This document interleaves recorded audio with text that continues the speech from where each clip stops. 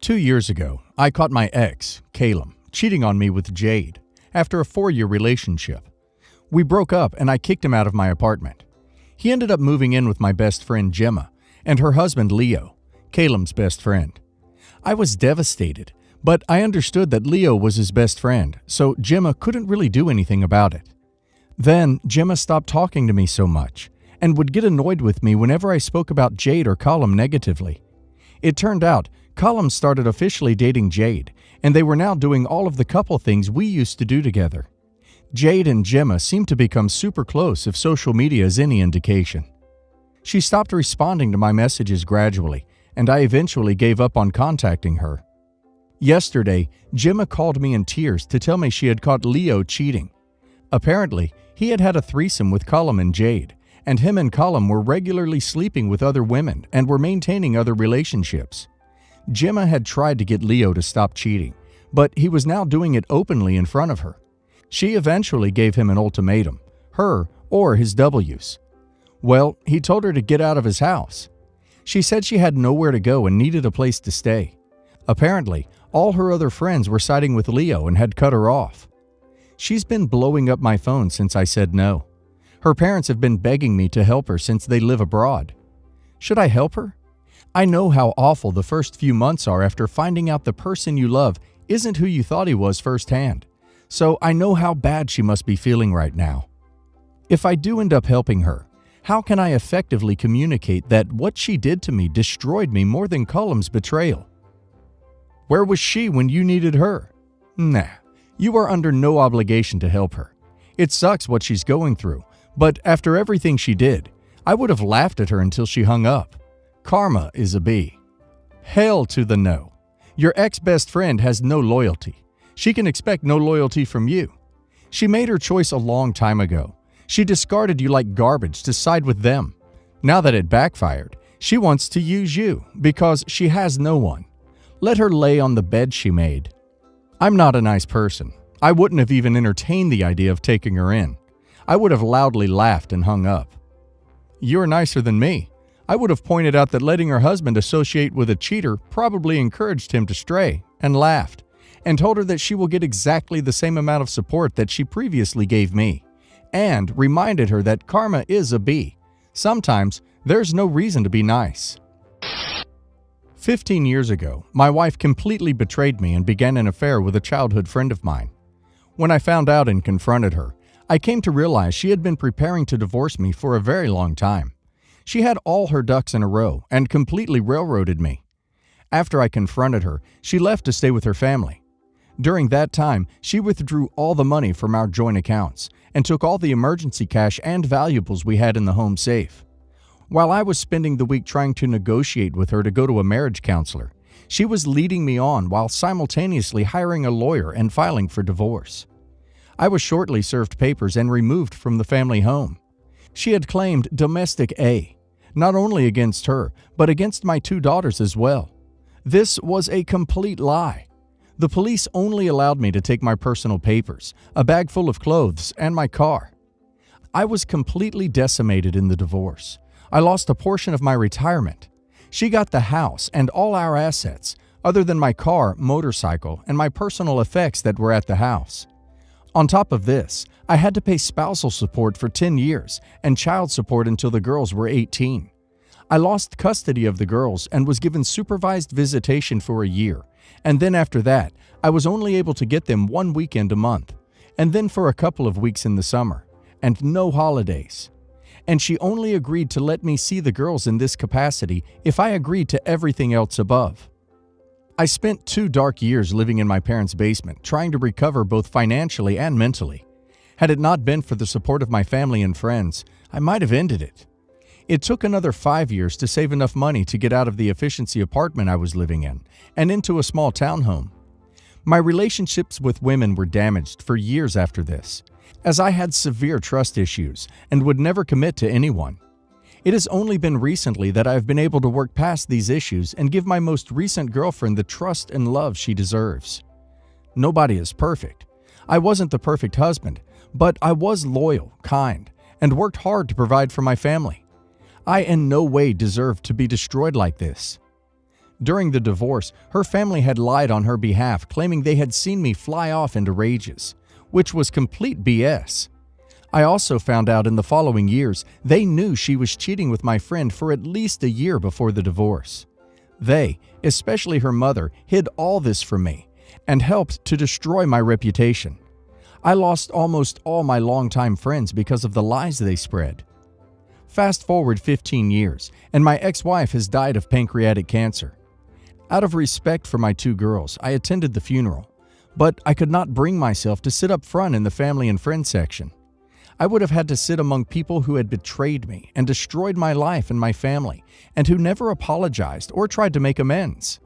I quietly sat in the very back near the door, and when the time came, I passed the coffin, said goodbye, and forgave her. Now my girls are upset with me that I refused to sit with them with the rest of the family. They are claiming I was being petty. My girls do not know the extent to which their mother and grandparents harmed me. I swallowed all of it to protect them and their childhoods. But now I feel I have the right to defend my honor and position. My girls are adults now with their own families and are mature enough to understand, I should hope. I need advice on how to approach the subject with them both in such a way that I can explain myself without hurting them. I still have all the evidence and access to witnesses that prove their mother and her family were cheating on me and were viciously planning on wrecking my life. The friend of mine who my ex-wife was cheating with even came to me begging for forgiveness many years later. I don't want my girls to live the rest of their lives hating their mother's memory or their grandparents. But I also don't deserve to continue to be questioned and criticized when I am so standoffish when it comes to what happened to me in my past. Sit down and explain they simply do not know even part of the story, and it is a story you have intentionally shielded them from to prevent poisoning their relationship with their mother and her family. Then follow up and say you still have no want to do so, but they are adults, and you will no longer bear the burden of your deceased wife and family's actions. They need to understand their mother and her family seriously wronged you with intent and malice and never attempted any amends. You prefer to not go into details as it doesn't fix anything, but you will if they insist. You are fine leaving the past in the past if they can accept your actions today are due to your victimization in the past. Don't just dump it on them. They will get defensive about their deceased mother. But if they insist, then tell them the details. All of them, and just leave it be.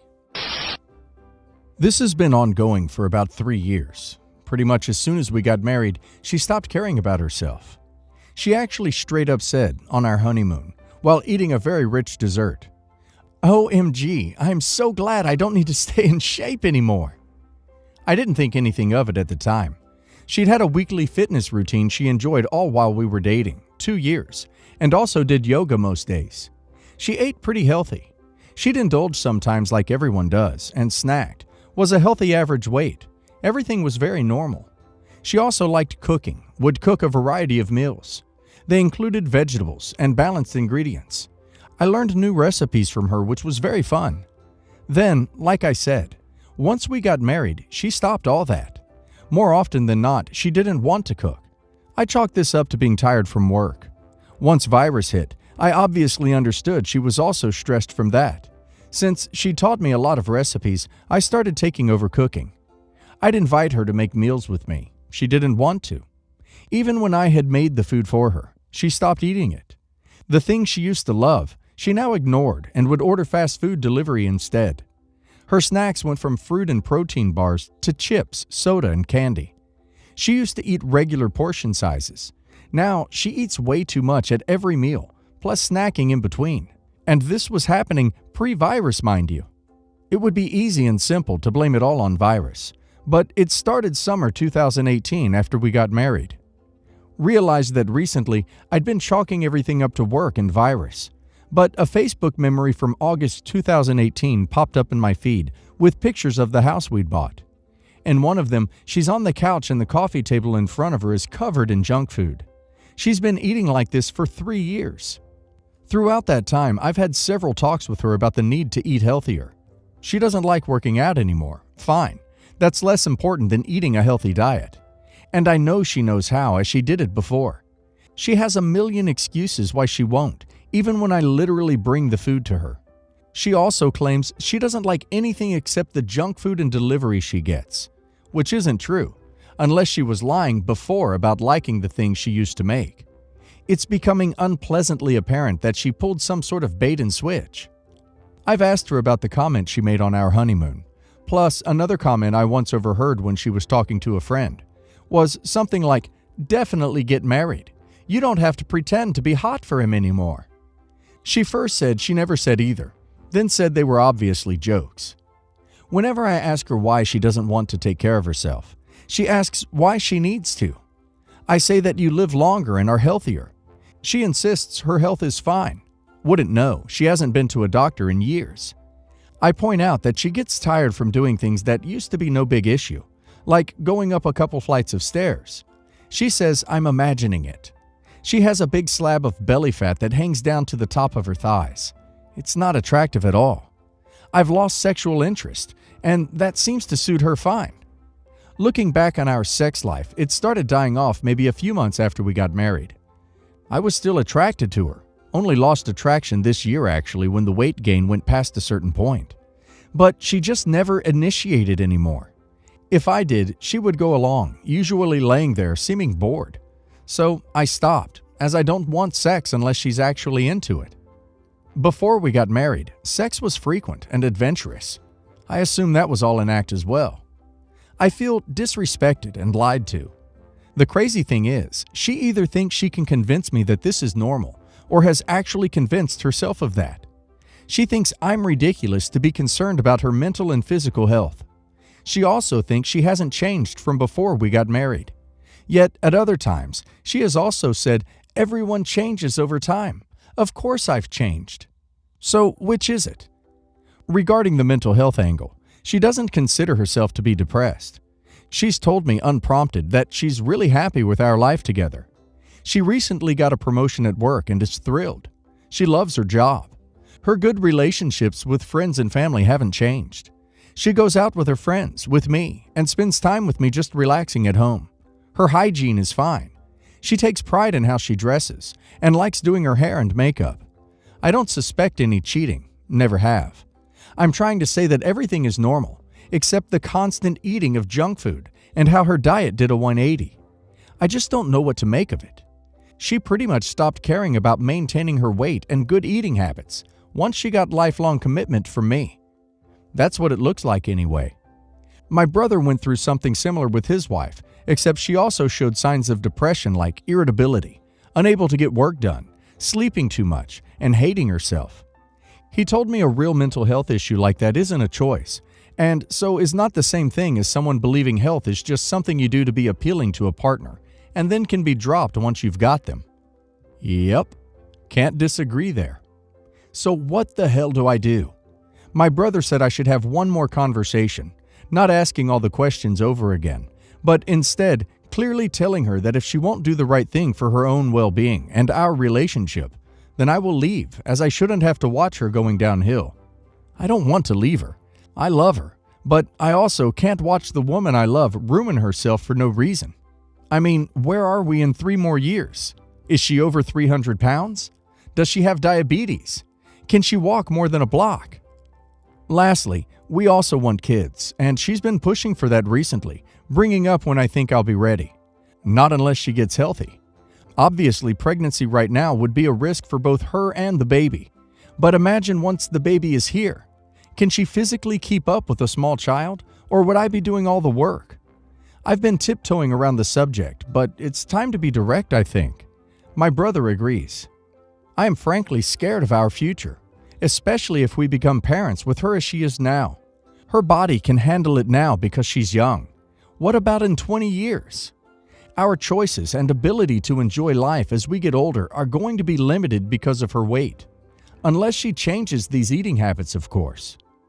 What I'm looking for by posting this is any words of advice on how to have this final conversation. How do I impress the importance of change upon her? To add, I am completely able and willing to support her however she wants in making the change.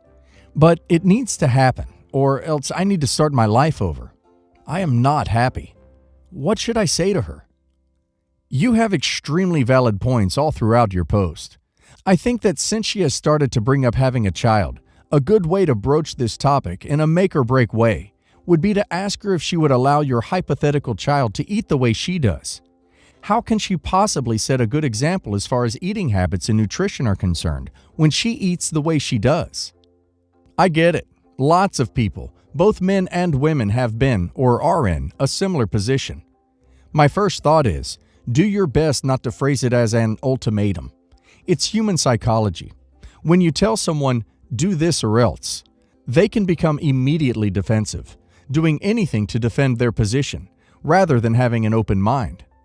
Do your best to make it very clear that you are no longer happy in the relationship and that you don't currently see any way to finding that happiness again, unless some things change. And make it clear that you certainly aren't going to bring children into an unhappy relationship because you don't want to be miserable for 20 years until they grow up and move out. And you don't want to leave and have them grow up without their father in their lives. Try not to be too accusatory or to keep placing blame on her. Just make it clear that you are no longer happy and content in your relationship as you once were. If you blame her, her natural reaction may be defensive. But if you say you're unhappy and she really loves you, then she may try to understand why you are unhappy and want to make you happy again. Give her a chance to talk and try to be patient and listen to what she has to say. Ask questions if you have any and try to answer any that she may have. After all of that, the decision is on her. No matter what, you can spend the rest of your life knowing that you truly tried your best to make things work out, whether they end up working out or not.